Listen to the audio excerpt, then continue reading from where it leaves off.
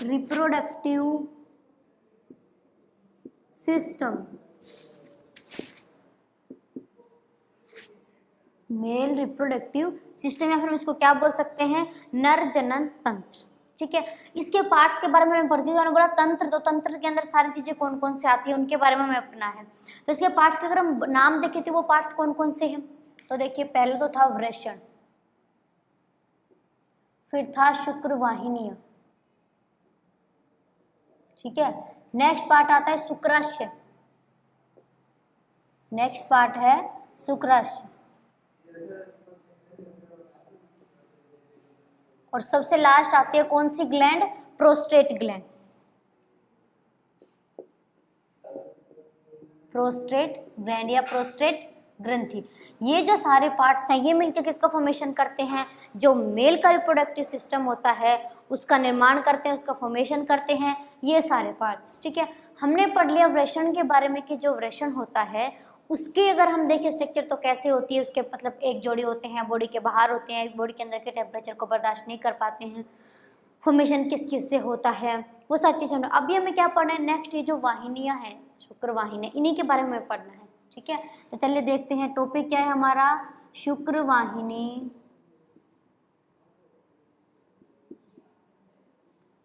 शुक्रवाहिनी और शुक्राशय, इन दोनों के बारे में हम साथ साथ पढ़ेंगे। देखिए क्या होता है, वो जो स्ट्रक्चर है वो हम दोबारा से देखते हैं एक बार कि वो जो स्ट्रक्चर है वो किस किस टाइप की है। इनके अंदर इस टाइप से थी, ये तो मेन क्या थी, ग्लैंड थी। अब देखिए इसके अंदर हम इसके स्ट्रक्चर देखते हैं कि ये कैसे कैसे है।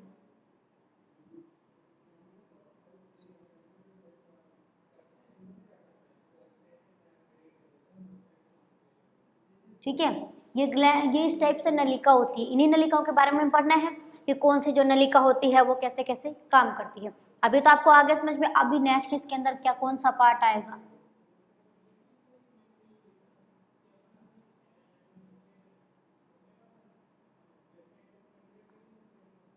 इसकी स्ट्रक्चर इस टाइप की होती है।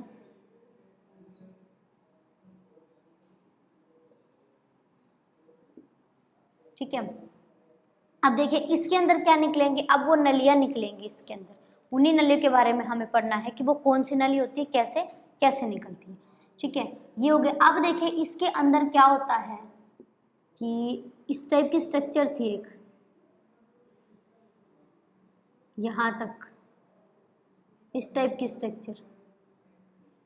ठीक है, यहाँ आएगी ये संरचना। अब इनकी जो नलिका है, हम क्या बोल रहे हैं, नलिका जैसे संरचना है ये सारी, ये कहाँ जाएंगी, देखिए ये यहाँ से जाके ये पार्ट, ये देखिए यहाँ से आएगा और जाना कहाँ पे है, इसको नलिका बनानी है, कहाँ जाएगा वो देखते हैं।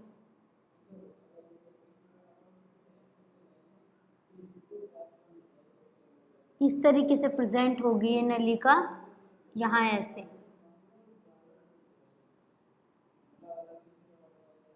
ठीक है, ये स्ट्रक्चर हो गए। अब इस स्ट्रक्चर के अंदर में जो पार्ट्स मैंने आपको बताए वो हमें पढ़ने हैं कि वो पार्ट्स कौन कौन से हैं। अब देखिए इसके अंदर अगर मैं बात करूं जनरली कि ये जो सिस्टम है कौन सा, जो मेल का रिप्रोडक्टिव सिस्टम है, इसके अंदर देखिए अब हम इन पार्ट्स का नोमेनक्लेचर करते हैं। ये वाला पार्ट होता है मूत्राशय, ठीक है। ये वाला पार्ट है प्रोस्टेट ग्लैंड, प्रोस्टेट ग्लैंड, ठीक है। आ रहा है आपको समझ में। ये वाला होता है वृषण या टेस्टिस। इसके ऊपर ये वाला पार्ट कौन सा है, एपिडिडाइमस या अधिवृषण, एपिडिडाइमिस या फिर अधिवृषण। हो गया। अब हमें क्या पढ़ना है, शुक्रवाहिनी, कि ये जो शुक्रवाहिनी है ये कहाँ से निकलती है, कौन सी होती है। तो देखिए आपको ये वाला जो हिस्सा आपको दिखाई दे रहा है, ये वाला, ये क्या होता है, शुक्राशय। हमने क्या पढ़ना है, शुक्रवाहिनी। तो ये वाला जो पार्ट आपको दिखाई दे रहा है, ये वाला, ये क्या है, शुक्रवाहिनी।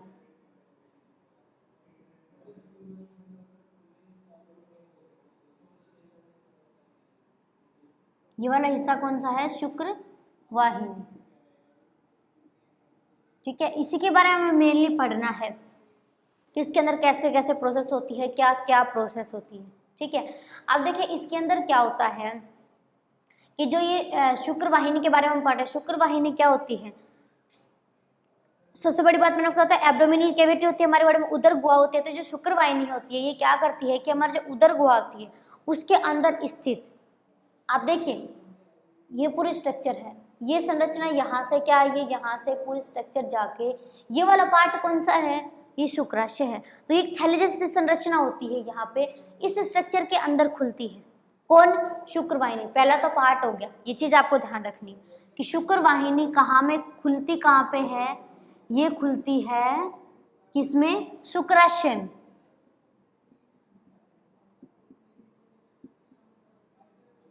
किसके अंदर खुलेगी? शुक्राशय में, जो कहाँ है? जो कि उदर गुहा में तो स्थित है। उदर गुहा में स्थित क्या? थैलीनुमा संरचना, उसमें स्थित थैलीनुमा संरचना क्या होती है? शुक्राशय होता है। ठीक है, जो आपको ऊपर दूसरा जो क्लियर डायग्राम है उसमें दिख रहा होगा, बट ये आपको समझ में आ जाए इसलिए मैंने बनाया है। तो इसके अंदर ये वाला जो पार्ट है वो क्या होता है? ये वाला पार्ट होता है शुक्राशय। इसके अंदर कौन खुलती है? ये जो डक्ट होती है जा करके इसके अंदर खुलती है। ये एक स्ट्रक्चर होती है किसकी? कि जो हमने बताया शुक्र वाहिनी, उसी के बारे में तो हम पढ़ रहे हैं। अब क्या होता है, देखिए जो टेस्टिस होते हैं उससे किसका प्रोडक्शन होता है? उनके द्वारा शुक्राणुओं का उत्पादन होता है। तो वो क्या करते हैं, वो अपनी अपनी जो शुक्र वाहिनी होती है उसके द्वारा काम पहुंचा जाते हैं, शुक्राशय के अंदर पहुंचा दी जाती है। उसी का तो काम आएगी शुक्र वाहिनी। क्या काम आएगी? नेक्स्ट इसकी प्रोसेस देखते हैं। वृषण के अंदर किसका प्रोडक्शन हो रहा है?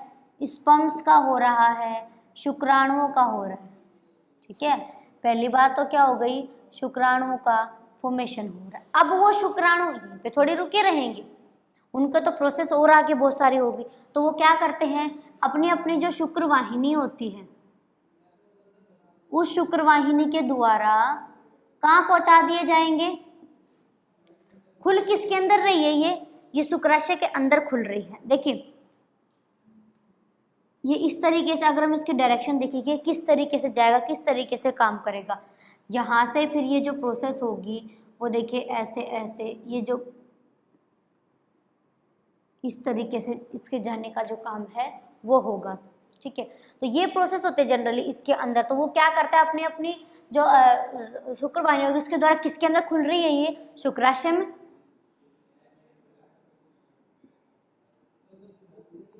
शुक्राशय में क्या पहुंचा दिए जाएंगे? ये जो शुक्राणु होते हैं वो पहुंचा दिए जाएंगे।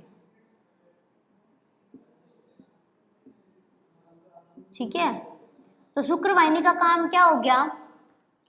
इसका फंक्शन की बात हम करें। अब देखिए पहले आप ये पार्ट देखिए, मैंने आपको इतना पार्ट बताया, ये जो स्ट्रक्चर है इसके अंदर ये जो पार्ट्स हैं मैं चाहती था आपको पूरे एक साथ बता देती, लेकिन वो इसलिए कहा कि आपको अलग अलग पार्ट समझ में आए। फिर हम एक बार पूरे पार्ट्स जो हैं उनका देखेंगे कि कौन कौन से पार्ट्स, उनके स्ट्रक्चर किस टाइप के।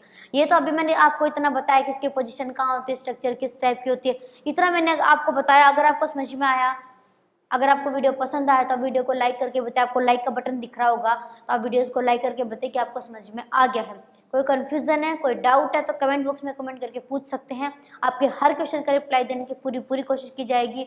और ज़्यादा से ज़्यादा वीडियो को लाइक कीजिए, शेयर कीजिए, क्योंकि जितना ज़्यादा आप वीडियो को लाइक करोगे, शेयर करोगे, हमारे एक्सपर्ट की टीम उतनी ही जल्दी आपको पूरा मैटर, सभी सब्जेक्ट का complete matter sequence wise provide करवा पाएगी। तो देखिए इसके अंदर क्या हो गया, शुक्र वाहिनी का काम हो गया। ये हम क्या बता सकते हैं, इसका फंक्शन क्या पहुंचाएगी? शुक्राणु को पहुंचाएगी। किस लिए पहुंचाया यहाँ पे? ताकि शुक्राणु क्या कर सके ना, यहाँ पे रह के शुक्राणु क्या करते हैं? पोषण लेते हैं। स्टेप टू स्टेप चलना है। क्या करना है? सबसे पहले तो शुक्र वाहिनी है, खुलती किसके अंदर है? शुक्राशय में खुलती है। काम क्या है? शुक्राणु को लेके आना, किस में डालना? शुक्राशय में डालना। वहां वो क्या करेंगे? वो पोषण प्राप्त करते हैं। अब देखिए शुक्र वाहिनी दिख रही है आपको? शुक्र वाहिनी तो दिख गई होगी आपको। अब इसके अंदर क्या, ये जो नलिका आपको दिखाई दे रही है ये वाली, इसको बोलते हैं क्या? स्खलन नलिका। स्खलन नलिका।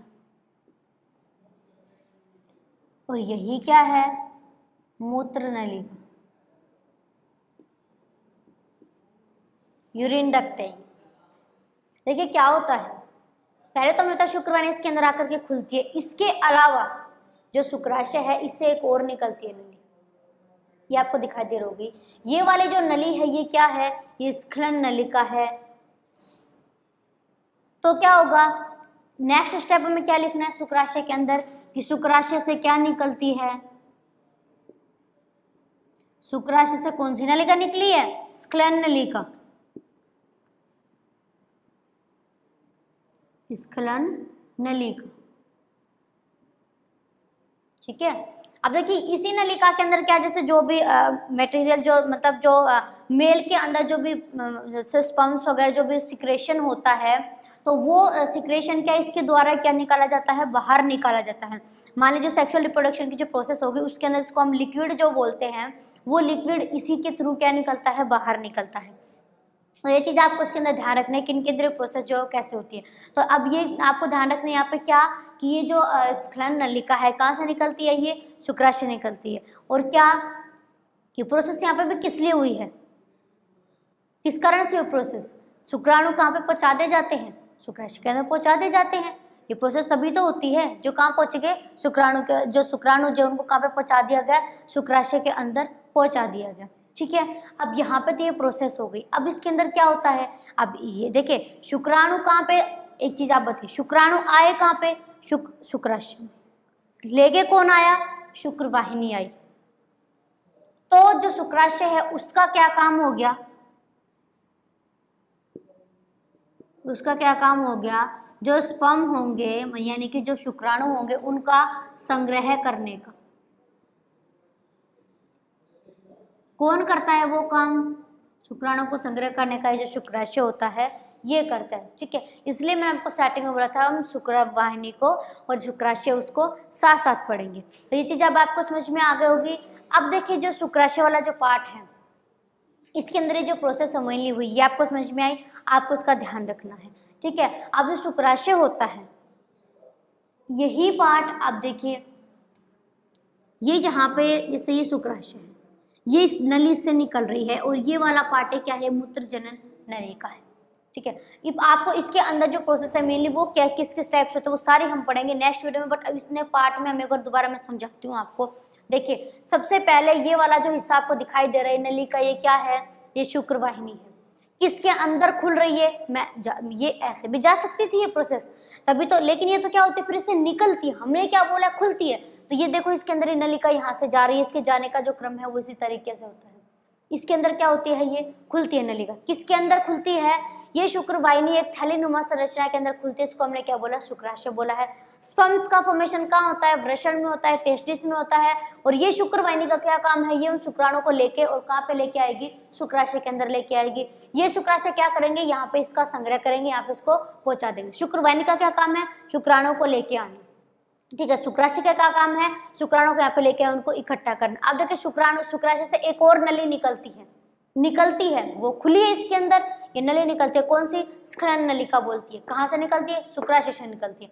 तो ये जो इतनी स्ट्रक्चर इसका आपको ध्यान रखना है क्योंकि कई छोटे छोटे क्वेश्चन बन जाते हैं। अगर आप इस चीज को थोड़ा सा ध्यान रख के समझोगे तो आपको इजिली समझ में आ जाएगा।